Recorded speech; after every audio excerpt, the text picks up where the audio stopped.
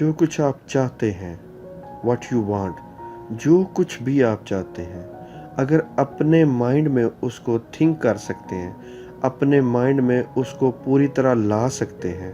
अब हम जो वांट करते हैं, जो हम चाहते हैं, उसकी 3 सूरतें हो सकती हैं। नंबर 1, हम कुछ बनना चाहते हैं। नंबर 2, हम कुछ करना चाहते हैं। नंबर 3, हम कुछ हासिल करना चाहते हैं।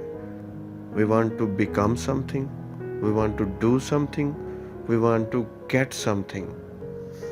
एक बात याद रहे कि फीलिंग्स के बगैर थॉट्स की पावर नहीं है। फीलिंग्स हो थॉट्स के साथ। What we want में हमने 3 ऑप्शंस का जिक्र किया था।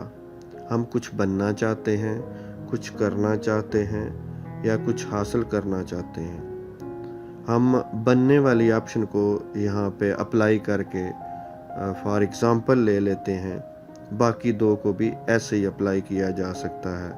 सपोज़ हम पुरसकून, खुश और सेहतमंद बनना चाहते हैं, तो 3 या 5 मिनट का अलार्म सेट कर लें और अपने माइंड में इमेजिन करना शुरू कर दें कि अगर आप बहुत पुरसकून, बहुत खुश और सेहतमंद होते तो किस तरह के दिखाई देते, कैसे फील करते। इसी पे माइंड को रखना है। माइंड को ऐसे इस थॉट में लगा दें कि ये आपकी डोमिनेंट थॉट बनी रहे और आपको ऐसे लगने लगे कि ये इमेजिनेशन या थॉट्स नहीं है, ये असल में आप ऐसे ही हैं। ऐसा बार बार करते रहें तो आप इस कैफियत को अपनी रियल लाइफ में अट्रैक्ट कर लेंगे। डोमिनेंट थॉट क्या होती है? वो थॉट जो मुसल्लत हो आपके माइंड पे, गालिब हो और कोई थॉट ना हो।